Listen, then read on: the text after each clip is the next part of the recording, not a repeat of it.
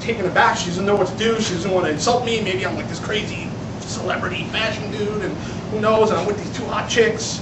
And so she's like, well, I only have standing room available. And I'm like, don't worry about it. I'll take the standing. I'll call my people inside. It's okay. I'm going to have a party. So then we go in, and we finally get in, and I'm bugging out. I'm like, dude, did that just work? You know, there's like 1,000 people. It's like high end. It's crazy. So I'm like, you know, I'm gonna roll with this for a little while. And we happen to run into Russell Simmons. Now, for those of you that don't know, Russell Simmons happened to be a very timid individual. And a friend of mine used to work at a juice bar, and Russell Simmons used to come in. He's very into yoga and juice and stuff. So I walk over to Russell Simmons, and I stay in his character, and I'm like, Russell, what's up? How are you? Remember me, Porch Monster Sugar? You know, my friend Corey, tall guy, big guy, he was in the juice bar. How are you doing? Come take a photo. And he's like, what? And so I put my arm around him, and we did this photo, and it was just worked out perfectly. And I still have that photo on my refrigerator. Me and Russell Simmons looking like, what the fuck just happened? Basically, I guess the moral of the story is, even if you look blue collar, you can still hang with high fashion people. Just remember that.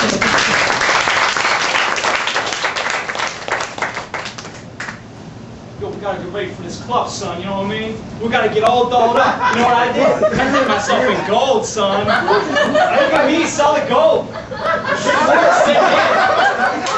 got my gold right over here. Just a necklace, yo, I'm dipped in it, son. I'm dipped in it. Not to worry, I got on my ankle too, you see? And my other ankle, and I put on both my bracelets. Yo, I down encrusted my nipples, son. You gotta step it up. Okay, well, I have one on my tongue, see? Yo, son. Hungry, man. Nuh-uh. Little bit. Yo, what up, Tommy boy? What you got? Yo, you folks is ready yet? Yo, dude's crazy, boy. You gotta hit me, man. I can't move no more. I like to go crazy. Go over you. Yeah. I got these full mouth protected grills. That shit's hot, I son. can totally be picking up all the girls in the club and be like, They love that shit. They love that shit. What are you looking at, man? And I got my tongue raved. That's like, Told you. we're gonna go in and blind people. now I'm stuck. Blind them. What happened? Now I'm stuck like that. Like that You statue better guy. son. I'm all gonna be like Van Strucker and shit. He's trying to make yourself look good. Don't put it on my ass. Narcissistic and shit. Teapot? Girls don't like teapot. They like lip gloss.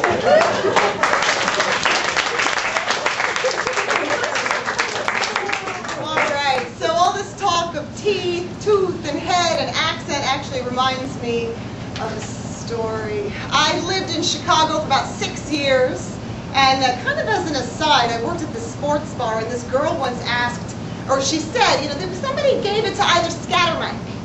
I'm like, who's Scatter Mike? Thinking like Scatter Mike? No, it was Scott or Mike, but you know, that was the Chicago accent. So. But anyway, what I really wanted to tell you about is that, and this is kind of appropriate, I was next door neighbors with Del Close, who some of you in this room may know is considered the father of long-form improv. I didn't know this. I was an opera singer at the time, so I'm just living in Chicago in my fantastic pad, and I had this bizarre next-door neighbor. That's all I know, is this bizarre next-door neighbor. Have you ever seen the movie Candyman? Oh, yeah. You know how, like, which also took place in Chicago, actually, Cabrini Green. So you know how in Candyman the mirror in the bathroom comes out and you're in the next apartment, basically? You can like crawl through the medicine cabinet. So we had a medicine cabinet like that. So we never actually pulled it out, but we could hear absolutely everything happening in the next apartment. And I don't really care to repeat it because there was a lot of offensive language going on. I had no idea what was going on. Eventually somebody explained to me that there's this crazy guy that lives next door, and he would literally just sit there alone every night just shouting these curses at people and hating the world and hating women and hating anybody that wasn't like him. And literally he would like sit there and do this crazy thing. You know, kind of like our warm-ups. But anyway, so eventually somebody told me that he was Del Close, this famous dude. The reason I'm even thinking about this is because he did pass away shortly after I left Chicago, and he donated his skull to the Goodman Theater for Hamlet. So now it's in their props department. So every time they do Hamlet, there'll be Del's Close's teeth in your hands. But yeah, kind of crazy. Sorry, not that funny. But anyway, but yes, we would literally hear these like crazy screams in the middle of the night, and it's kind of freaky until I started taking improv and I realized, okay, so just kind of go with it. So I guess the moral of my story is, I don't know, don't let improv drive you too crazy to give your skull to the Goodman Theater. Whew.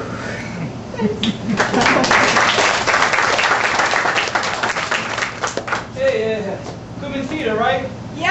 I got something for you, huh? Terrific! Yeah. I'd like to donate my skull to you. Your skull! My skull, right there. Put it up. Put it up. Put it up. Belongs to you. Yes, mine. My skull. A family member, maybe. My skull, no, my skull. No good? You don't like my skull? I got some leg bones in here too. Where they at? Femur. My femur. Put it up. Put it up. Hang it from the rafters, maybe. You know, Like right in front of the lights with cats. we've been looking for a femur. There's a guy in one of our plays. He's missing a femur. That's amazing. Yeah. Yeah. So it might just work. Okay, good. Can I take my skull back then? The skull you Put can. it on the femur. No, you're giving that to another guy? Yeah, the skull. I think you want your skull back. Okay, where's the Aberdeen feeling? Kids, I'll try and go over there and. That's around the corner and then to the right.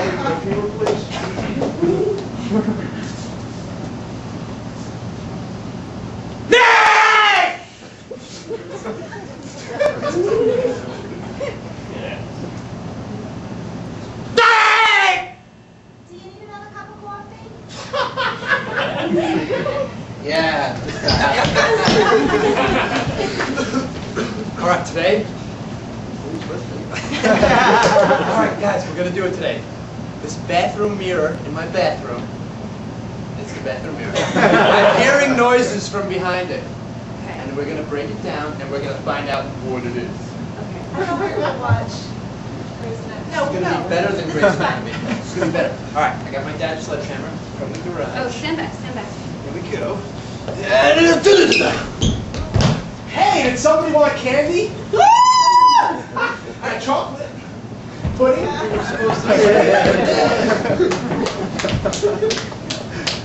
Hi, I'm some guy you don't know selling something you really don't care about. I'm going to tell you a lot about it today, but I also have people telling you about it as well. My name is Compact Farm.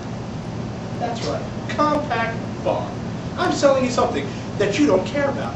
Do you feel a little scattermike, maybe a little Johnny all over the place? I know what to do. I'm going to help you out. Let's hear from some of the people who I've helped out in the past few years. Hi! Someone I helped out in the past few years. Absolutely! How did it work for you? It's great! It was great, wasn't it? It was so great, it's great!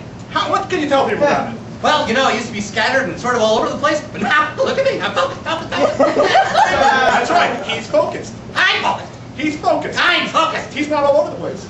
Here's another thing. Hey, I remember you! Yeah, I got my skull back. Yeah. I found the fever! See? Not one, but two.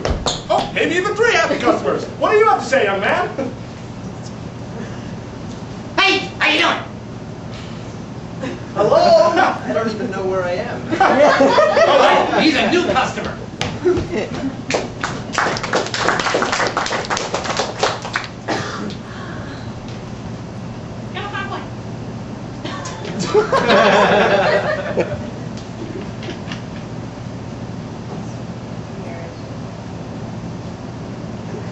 Your brother hates you.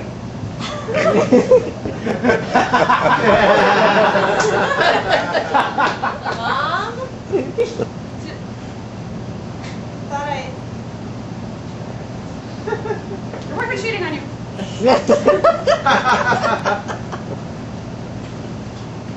Hey, what's up, babe?